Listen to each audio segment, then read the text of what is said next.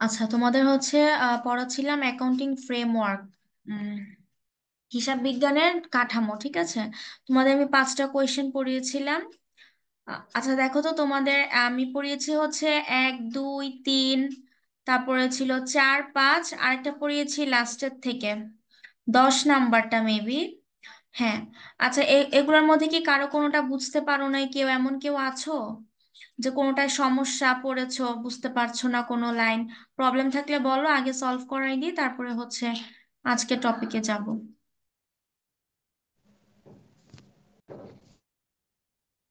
কারো সমস্যা আছে কোনো প্রশ্নতে বা কোনো পয়েন্টের কোনো লাইন বুঝতে পারোনি?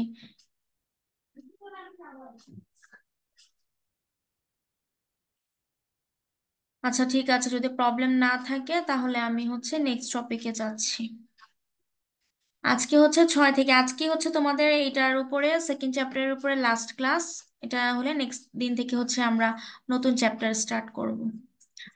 আচ্ছা, এটা একটা ভেরি ভেরি ইম্পর্টেন্ট প্রশ্ন। বলেছে হচ্ছে কি যে হিসাব বিজ্ঞানের 3টি সি কি। ঠিক আছে, এই প্রশ্নটা কিন্তু খুবই ইম্পর্টেন্ট। বলবে কি যে 3টি সি মনে রাখবা। 3টি সি দিয়ে কি কি প্রকাশ পায়, এটা হচ্ছে ইংলিশটা। যেমন হচ্ছে দেখো, কস্ট, তারপরে হচ্ছে কনজারভেশন, তারপরে হচ্ছে কি কনসিস্টেন্সি। এখানে কি কি আছে?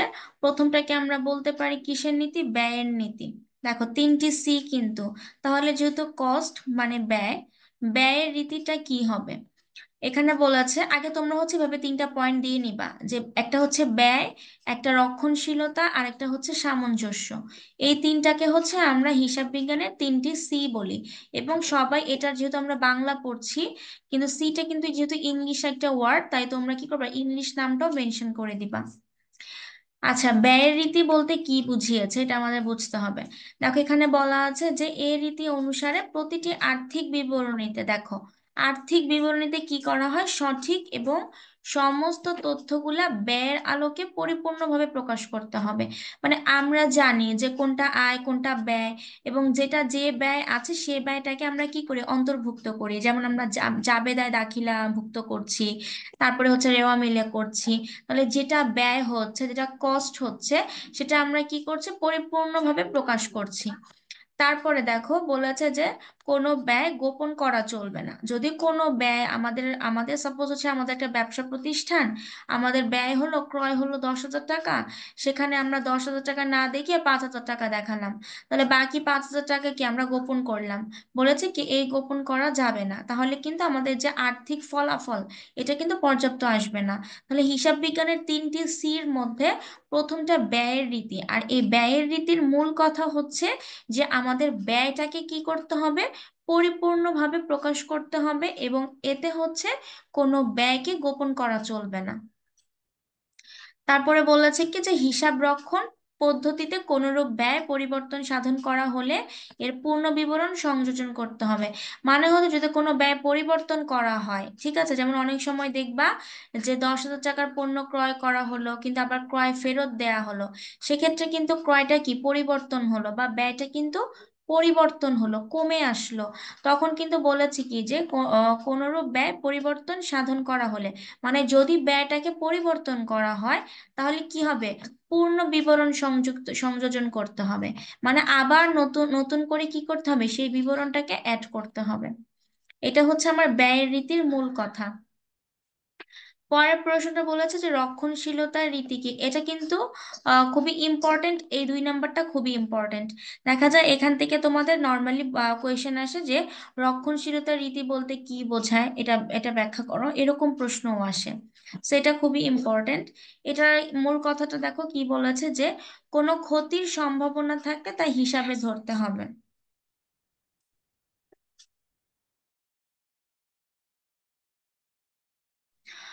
আচ্ছা, বলেছে কি কোনো ক্ষতির সম্ভাবনা থাকলে তা হিসাবে ধরতে হবে।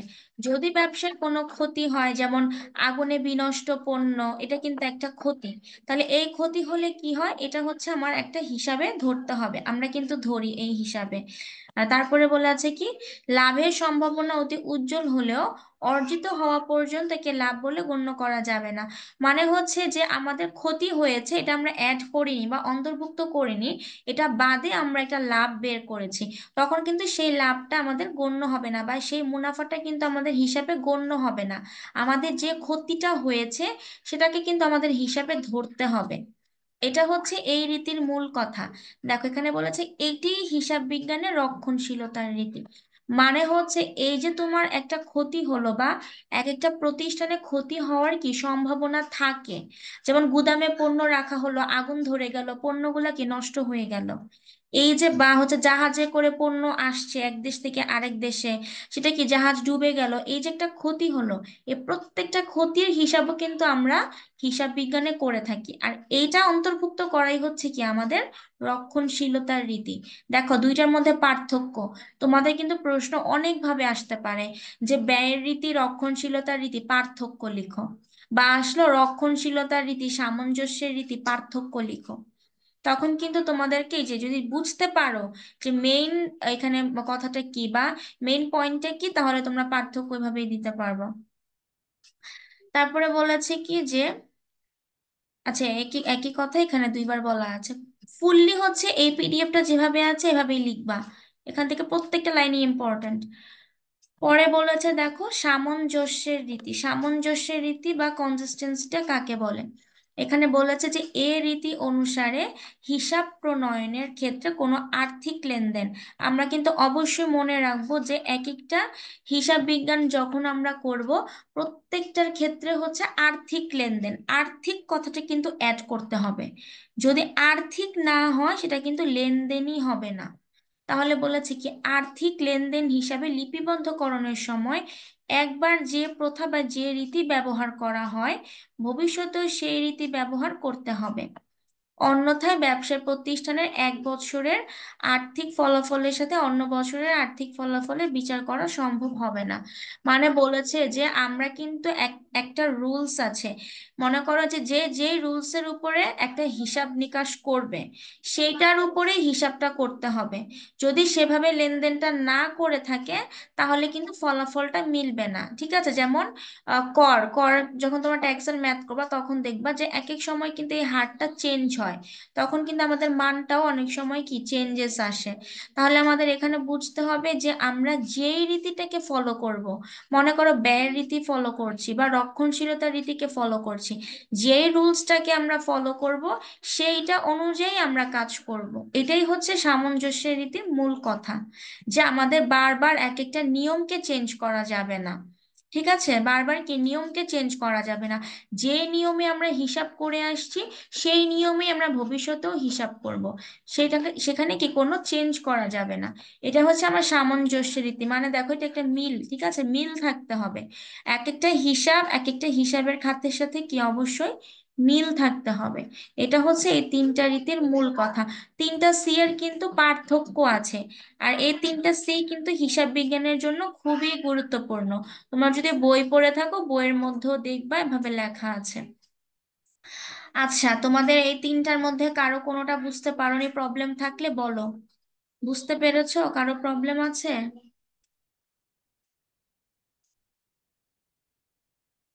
জি না ম্যাম, বুঝতে পেরেছি।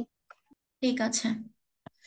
আচ্ছা, তারপরের টপিকটা হচ্ছে এটা, এটাও খুব ইম্পর্টেন্ট একটা কোয়েশ্চেন।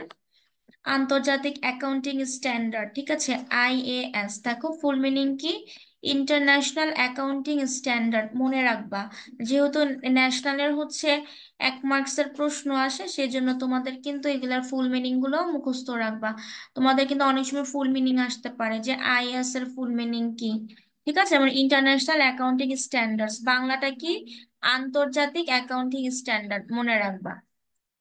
এটার কিছু নিয়ম আছে, এটার নিয়মগুলো আমরা এখানে পড়বো যে এটা বলতে কি বুঝিয়েছে। এটা হচ্ছে কি একটা প্রতিষ্ঠান, যেমন দেখো এখানে বলেছে যে আন্তর্জাতিক অ্যাকাউন্টিং স্ট্যান্ডার্ড আইএএস হলো কি একটি আন্তর্জাতিক অ্যাকাউন্টিং প্রণালী।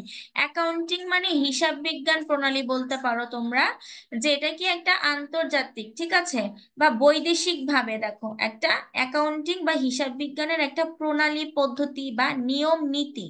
প্রণালী বলতে আমরা বুঝি কি, নিয়ম নীতি ধারা। তারপরে বলেছে যা বিভিন্ন দেশের আঞ্চলিক অ্যাকাউন্টিং বা হিসাব বিজ্ঞান, ঠিক আছে, প্রণালীতে একক স্ট্যান্ডার্ড স্থাপন করতে হয়। মানে বিদেশে হচ্ছে আন্তর্জাতিকভাবে বৈদেশিকভাবে এবং দেশে যে নিয়ম অনুযায়ী হচ্ছে বা যে প্রতিষ্ঠানকে ফলো করে আমরা হিসাব বিজ্ঞানের নিয়ম নীতি রুলস, দুতরফা দাখিলা পদ্ধতি, একতরফা দাখিলা পদ্ধতি অনেক আছে, যেই যেই নিয়মগুলা মেনে আসছে বা মেনে চলছে, এটা কোন কোন মানে কোন স্ট্যান্ডার্ডের অন্তর্ভুক্ত, আন্তর্জাতিক অ্যাকাউন্টিং স্ট্যান্ডার্ডের অন্তর্ভুক্ত। তারপর বলেছে কি, প্রধানভাবে বৈশ্বিক বাণিজ্যিক প্রতিষ্ঠানগুলির জন্য মৌলিক নির্দেশনা। দেখো, বৈশ্বিক বাণিজ্য তো আমরা বুঝি যে বিশ্বের সাথে এক দেশ আরেক দেশের সাথে যে বাণিজ্য করে থাকে, সেটার জন্য এই প্রতিষ্ঠানটা কি করে, বিভিন্ন নির্দেশনা দেয়, ঠিক আছে, এবং কি বলেছে, স্ট্যান্ডার্ড তৈরি করে। তারপর বলেছে যে বিভিন্ন ধরনের আর্থিক ঘটনার হিসাব রক্ষণ, মানে যেই যে আর্থিক ঘটনাগুলো হচ্ছে, ক্রয় বিক্রয়, ঠিক আছে, উৎপাদন মজুরি বেতন, যত যত আর্থিক ঘটনা হচ্ছে প্রত্যেকটার কি হিসাব নিকেশ। তারপরে বলেছে যে বিভিন্ন প্রকারের প্রতিবেদন মানে হচ্ছে রিপোর্ট, মানে একটা রিপোর্ট তৈরি করা হয় অনেক সময়, এক একটা প্রতিষ্ঠানের কি একটা ফলাফল শেষে রিপোর্ট তৈরি করা হয়। যেমন বাজেট তৈরি করা হয় তেমন একটা রিপোর্টও তৈরি করা হয়, যে প্রতিষ্ঠানে কত টাকা আসলো গেল, কেমন লাভ হলো কেমন লস হলো, প্রত্যেকটার কি একটা প্রতিবেদন বা রিপোর্ট তৈরি করা হয়।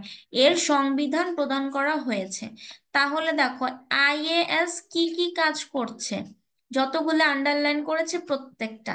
তাহলে আমরা বলতে পারি কি, এটা এমন একটা প্রতিষ্ঠান বা এমন একটা প্রণালী যা কি করে, অ্যাকাউন্টিং এর প্রত্যেকটা ধারাকে একত্রিত করে, নির্দেশনা দিচ্ছে, আর্থিক হিসাবকে একত্রীকরণ করছে, হিসাব নিকাশ করছে, প্রতিবেদন তৈরি করছে। এটার একটা স্ট্যান্ডার্ড তৈরি করে যাচ্ছে কোন কোন প্রতিষ্ঠান, আইএএস। এটা মনে রাখবা, এই প্রতিষ্ঠানের কাজই হচ্ছে এই যে যতগুলো আমি আন্ডারলাইন করেছি এই প্রত্যেকটা। এখানে বলেছে কি যে প্রতিষ্ঠানে প্রথম পয়েন্ট অবশ্যই কিন্তু পয়েন্ট আকারে দিবা, যে প্রশ্নগুলাই তোমাদের আসবে তোমরা ট্রাই করবা বড় প্রশ্নগুলোতে পয়েন্ট দিতে, যত পয়েন্ট দিবা মার্কস ভালো পাবা। ব্যাখ্যা দিয়ে দিলে কিন্তু মার্কসটা তুলনামূলক কম আসবে, পয়েন্ট দেওয়ার চেষ্টা করবা ভালো মার্কস আসবে। এখানে বলেছে কি যে আইএএস একটি প্রতিষ্ঠান, এর নামটা কি সেটাই বলেছে, আর পরবর্তী রূপ কি দেখো, ইন্টারন্যাশনাল অ্যাকাউন্টিং স্ট্যান্ডার্ড বোর্ড। মানে এই আইএএস প্রশ্নটা না এসে তোমাদের আসতে পারে কি, আইএএসবি। যেমন এখানে আমি শুধু আইএএস লিখেছি, এখানে তোমাদের আইএএসবি দিয়েও প্রশ্নটা আসতে পারে, একই উত্তর হবে, ঠিক আছে। এটা ছিল পূর্ববর্তী নাম, আর পরবর্তী নামটা বলেছে কি, ইন্টারন্যাশনাল অ্যাকাউন্টিং স্ট্যান্ডার্ড বোর্ড। অবশ্যই নামগুলা মনে রাখবা। পরেরটা বলেছে দেখো যে আইএসবি, যেটা আমরা এতক্ষণ বললাম। তাহলে এখানে বলেছে কি, এটা হচ্ছে একটা আন্তর্জাতিক অ্যাকাউন্টিং স্ট্যান্ডার্ড তৈরি এবং প্রণোদন করছে, যেটা আমরা কি এখানেই পড়েছি। তাহলে আমরা এখানে প্রথম পয়েন্টটা দিতে পারি যে প্রতিষ্ঠানটার পূর্ববর্তী নাম কি ছিল, পরবর্তী নাম কি। এটা হচ্ছে আমাদের প্রতিষ্ঠানের ডেফিনেশন দিলাম। পরে দিলাম যে নতুন রূপের যে প্রতিষ্ঠানটা এসেছে আইএএসবি, সেটা সেটা কি কাজ করে। একটু আগে আমরা পড়েছি যে অ্যাকাউন্টিং এর একটা স্ট্যান্ডার্ড তৈরি করে, আর একটা কি রিপোর্ট তৈরি করে বা প্রতিবেদন তৈরি করে। তারপরে বলেছে কি যে স্ট্যান্ডার্ড গুলির সংখ্যা কি কি। এখানে বলেছে দেখো যে বৃহত্তর আইএসবি স্ট্যান্ডার্ড গুলির সংখ্যা বহুল আছে, এগুলির মধ্যে প্রতিটির নাম উদ্দীপনা রয়েছে। মানে এখানে কি কতগুলো, যেটা আমি বললাম তোমাদের রুলস আছে, যেমন আইএএস অন, এটা একটা রুল, এখানে কি বলা আছে যে প্রতিবেদন দেওয়া দেওয়া প্রণালী। আবার আইএএস 16, এটা হচ্ছে আরেকটা রুলস, এখানে কি বলা আছে, যানবাহন এবং সাধারণ সম্পদের মূল্য উল্লেখযোগ্য বৃদ্ধি এবং মূল্য সহযোগান। মানে এটা হচ্ছে উদাহরণ দেওয়া যে এটা রুলস গুলার মধ্যে কি কি বলা আছে। এখন আমাদের তো আর এতগুলো রুলস জানা সম্ভব না, আমরা জাস্ট হচ্ছে কয়েকটা দিব এক্সাম্পল হিসেবে। যে একটা আইএএস অনের কাজ কি, প্রতিবেদন তৈরি করা, দিতে পারো প্রতিবেদন প্রণালী। আর আইএএস 16 এর রুলস কি, যানবাহন এবং সম্পদের মূল্যায়ন করা। এতটুকু দিয়ে দিলেই হবে, যে যানবাহন এবং সম্পদের মূল্যায়ন বৃদ্ধি বা মূল্যায়ন করা। এটা হচ্ছে স্ট্যান্ডার্ডের একটা সংখ্যা। আচ্ছা, তারপরে বলেছে এটা না দিলেও হবে, উদ্দীপনা বা ব্যাখ্যা, এখান থেকে এটা দিয়ে দিবা যে প্রতিটি স্ট্যান্ডার্ডের সাথে একটি উদ্দীপনা ব্যাখ্যা থাকে, মানে হচ্ছে এই দেখো, এটা একটা স্ট্যান্ডার্ড, এটার সাথে কি একটা উদ্দেশ্য আছে, একটা ব্যাখ্যা আছে। এটা একটা স্ট্যান্ডার্ড, এটার সাথে কি আছে, একটা উদ্দেশ্য, একটা ব্যাখ্যা। এখানে এটাই বলা আছে যে উদ্দীপনা এবং ব্যাখ্যা থাকে। আচ্ছা, তারপরে দেখো,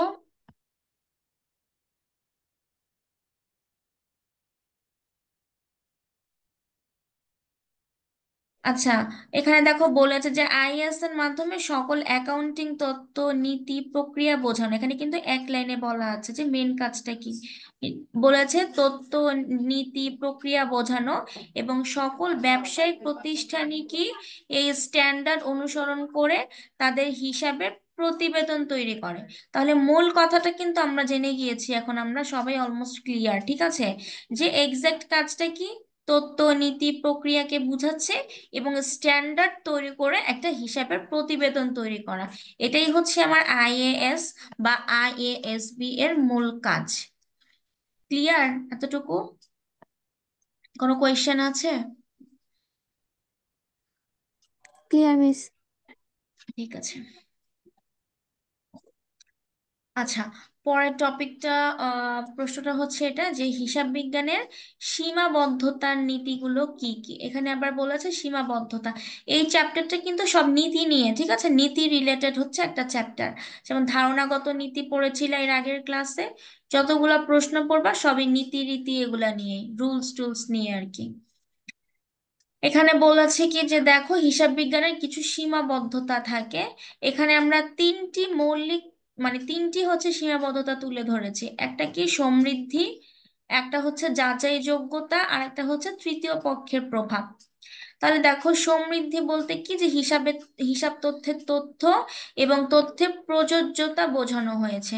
মানে হিসাবের যে আমাদের যে হিসাবের একটা তথ্য থাকবে, একটা তত্ত্ব থাকবে, এ প্রত্যেকটা জিনিসের কি আমাদের এক্সাক্ট এক্সাক্ট হিসাব হচ্ছে আমাদের এখানে ব্যবহারকারীরা নির্ণয় করবে, প্রত্যেকটা হিসাবকে লিপিবদ্ধ করবে। এটাই মূলত সমৃদ্ধির কথা। যাচাই যোগ্যতা তো আমরা সবাই বুঝি যে প্রত্যেকটা হিসাবকে আমাদের কি সঠিকতা যাচাই করতে হবে, যে কোনো ভুল আছে কিনা। যদি ভুল থাকে তাহলে সংশোধন করতে হবে।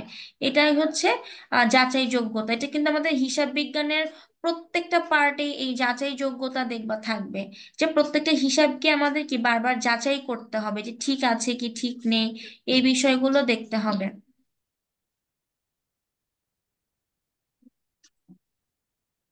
আচ্ছা, তৃতীয় পক্ষের প্রভাব, এখানে বলেছে যে হিসাব তথ্যের এই সূচনা বলতে হিসাবের তথ্য তৈরি এবং প্রযোজ্যতা নির্ধারণে তৃতীয় পক্ষের প্রভাব আসে।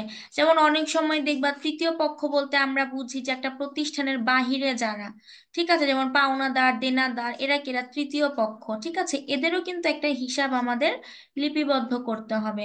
তাহলে আমরা বলতে পারি সীমাবদ্ধতার নীতির মধ্যে এই তিনটা দিবা: সমৃদ্ধি, যাচাই, আর একটা হচ্ছে তৃতীয় পক্ষের প্রভাব।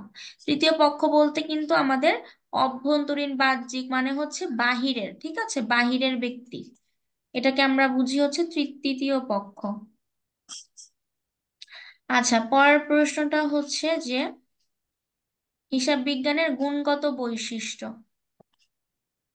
আচ্ছা, হিসাব বিজ্ঞান তথ্যের, দেখো হিসাব বিজ্ঞান তথ্যের গুণগত বৈশিষ্ট্য কি কি। এখানে আবার বলা আছে যে প্রথমটা কি প্রাসঙ্গিকতা। এখান থেকে আমি কতগুলো পয়েন্ট আছে, আচ্ছা এখানে 7টা দিয়েছি, মিনিমাম পাঁচটার মতো দিলেই এনাফ হবে। আচ্ছা, প্রাসঙ্গিকতাটা বলতে কি এটা আমাদের বুঝতে হবে। দেখো এখানে বলেছে যে হিসাব তথ্য যে উদ্দেশ্যে ব্যবহার করা হবে সে উদ্দেশ্যের সঙ্গে সঙ্গতিপূর্ণ হতে হবে। হিসাব তথ্য বিভিন্ন উদ্দেশ্যে ব্যবহার করা হয়। যেমন দেখো অতীত, বর্তমান, ভবিষ্যৎ কাজকর্ম, মানে একটা হিসাব কিন্তু অতীতের সাথেও জড়িত। যেমন দেখো বেতন যখন নগদে বেতন প্রদান, এটা এটা হচ্ছে কি আমাদের একটা বর্তমান হিসাব। এখন আমাদের বকেয়া বেতন, এটা কি একটা অতীত হিসাব, ঠিক আছে। আবার অগ্রিম বেতন, এটা কি আমরা ভবিষ্যতের একটা বেতন দিয়ে দিয়েছি। তাহলে দেখো হিসাবের উদ্দেশ্য কিন্তু তিনটা হচ্ছে: বকেয়া হচ্ছে, আবার অগ্রিমেও হচ্ছে, আবার কি আমরা বর্তমানে বা নগদেও কিন্তু আমরা পরিশোধ করছি। এটা হচ্ছে প্রাসঙ্গিকতা, যে যেই হিসাব যেটার উদ্দেশ্যে করা হবে সেটাই করতে হবে। যেমন বেতন, বেতনের সাথে বকেয়া বেতন, বেতনের সাথে অগ্রিম বেতন, এটা কি বেতনের সাথেই কিন্তু সঙ্গতিপূর্ণ রেখে বা সামঞ্জস্যতা রেখে আমরা হিসাবটা করছি। এটাই হচ্ছে প্রাসঙ্গিকতা। তারপরে বলেছে সময় উপযোগিতা, এটা তো আমরা সবাই বুঝি যে সময়, ঠিক আছে, যে যে কোনো তথ্য যথাসময়ে উপস্থাপন করতে হবে। তারপর বলেছে কি সময় মতো ব্যবহারকারীর কাছে না পৌঁছে তাহলে তা বিশেষ কোনো কাজে আসে না। মানে হচ্ছে প্রত্যেকটা সময়ের মধ্যে কিন্তু হিসাব খাত আমাদের করতে হয়। আমরা জানি যে আমাদের আয় বিবরণী বলো, আর্থিক বিবরণী বলো, কোনোটা থাকে 1 মাস, কোনোটা থাকছে হচ্ছে 1 বছরের জন্য।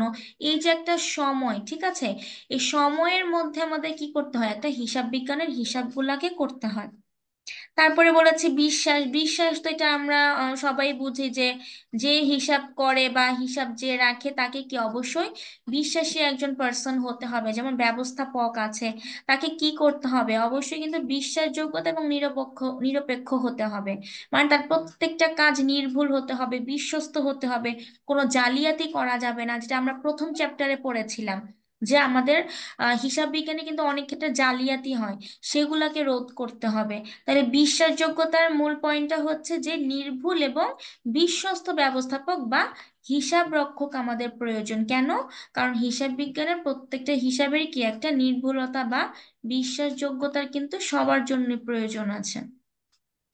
সামঞ্জস্যতা একটু আগেই বলেছি, এখানেও সেম একই কথা বলেছে। আচ্ছা, তারপরে তোমরা এখানে আরেকটা দিতে পারো যে তথ্য প্রকাশের খরচ, এই পয়েন্টটা দিতে পারো। এটা গুরুত্বপূর্ণ যে তথ্য প্রকাশের খরচ এবং উপকারিতা। এটাও আমরা আগে পড়েছি যে প্রত্যেকটা তথ্য কিন্তু আমাদের প্রকাশ করতে হবে, যেটা যে তথ্য হিসাব বিজ্ঞানের প্রত্যেকটা তথ্যের সাথে এক একটা তথ্যের সামঞ্জস্য রাখতে হবে। মানে যেই নীতি রীতিগুলো পড়েছি সেগুলোর সাথে কি আমাদের সামঞ্জস্য বা মিল রেখে পরবর্তী কাজটা করতে হবে।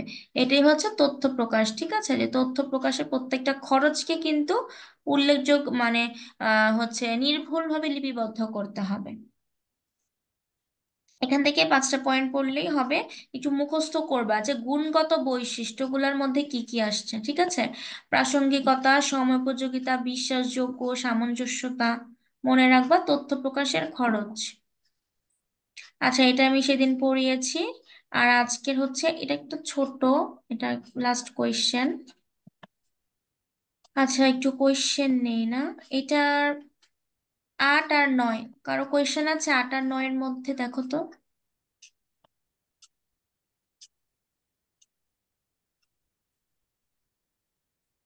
আচ্ছা, বলি ধরি আমি এখান থেকে, আফসানা কবির, বুঝতে পেরেছো?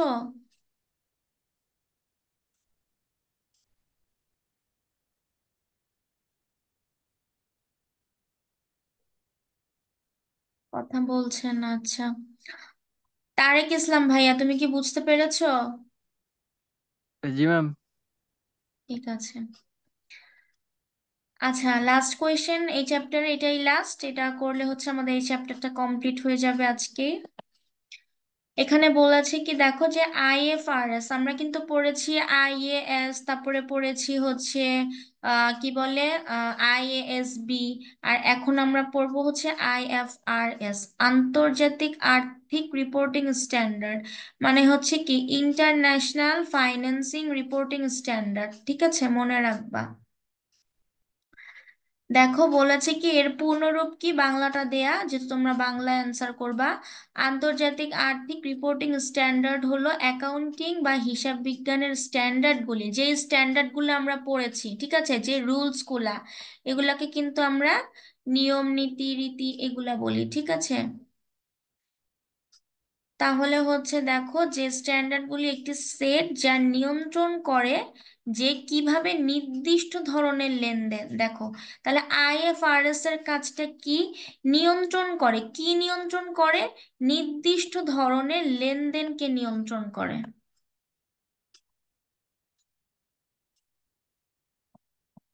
আচ্ছা দেখো, বলেছে কি নির্দিষ্ট ধরনের লেনদেনকে নিয়ন্ত্রণ করে।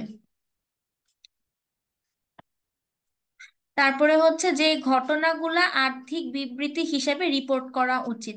তাহলে মূল কথা হচ্ছে যে আমরা যে স্ট্যান্ডার্ড গুলা পড়েছি আইএফ আর কি বলে আইএএস এর, সেই স্ট্যান্ডার্ড গুলার মধ্যে কি করে একটা সেট বা নিয়ন্ত্রণ করে যে কিভাবে নির্দিষ্ট ধরনের লেনদেন। তাহলে আমাদের কিন্তু প্রত্যেকটা লেনদেনই নির্দিষ্ট, ক্রয় নির্দিষ্ট, বিক্রয় নির্দিষ্ট, ঠিক আছে, উত্তোলন নির্দিষ্ট, প্রত্যেকটা জিনিসকে একটা নির্দিষ্ট ধরন।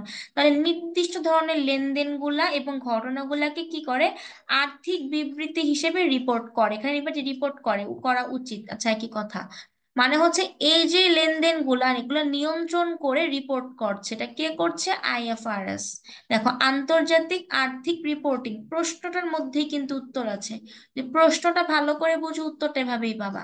তারপরে বলেছে কি বৈশ্বিক বাণিজ্যিক। কেন বৈশ্বিক? এই যে আইতে কি ইন্টারন্যাশনাল, ঠিক আছে, এই যে আন্তর্জাতিক। তাহলে আমরা বুঝবো কি অবশ্যই বৈশ্বিক, বিদেশ, দেশ বিদেশ প্রত্যেকটাই, ঠিক আছে। প্রত্যেকটা প্রতিষ্ঠানগুলি তাদের কি করে আর্থিক প্রদর্শন সংক্রান্ত তথ্য প্রদান করে। কি কি করে? তথ্য প্রদান করে, মানে আর্থিক বিষয়ে যেই লেনদেন গুলা আছে, দেশি বিদেশি, হচ্ছে আমরা সেগুলোকে বলি আন্তর্জাতিক। তাহলে আন্তর্জাতিক প্রত্যেকটা লেনদেনকে কি করে তথ্য প্রদান করে, রিপোর্ট করে। তারপরে বলেছে যে আইএফআরএস এর উদ্দীপনা এবং বিভিন্ন ধরনের হিসাব রক্ষণ, মানে এই প্রতিষ্ঠানটাও কিন্তু হিসাব রক্ষণ, হিসাব নিকেশ করছে এবং আর্থিক ঘটনা সম্পর্কিত প্রদর্শন, মানে যতগুলো আমার আর্থিক লেনদেন আছে সবগুলাকে প্রদর্শন করছে, রিপোর্ট করছে। এটাই হচ্ছে আইএফআরএস এর কাছে অনেকটা। কার নীতিগুলা দেখেছো যে আমরা কিন্তু আইএএস এ পড়েছিলাম রীতিনীতিগুলো, আর এখন পড়ছে কি যে আইএফআরএস হচ্ছে সেই রীতিনীতিগুলা কি করছে, নিয়ন্ত্রণ করছে, নিয়ন্ত্রণ করে তথ্য প্রদান করে একটা রিপোর্ট করছে। তারপর বলা আছে যে আইএফআরএস অনেক স্ট্যান্ডার্ড এবং গাইডলাইন রয়েছে, যা বিভিন্ন আঞ্চলিক, বলতে পারো যে আঞ্চলিক বা আন্তর্জাতিক স্থানান্তর বা ব্যবসায়িক প্রতিষ্ঠানগুলির মধ্যে কি করে সামঞ্জস্যতা বজায় রাখে, মানে প্রত্যেকটা প্রতিষ্ঠানের মধ্যে একটা মিল বা একটা সামঞ্জস্য বজায় রাখে। এটাই হচ্ছে আইএফআরএস এর কাজ। আচ্ছা, এটার মধ্যে কারো কোনো প্রশ্ন আছে? বুঝতে পেরেছো সবাই?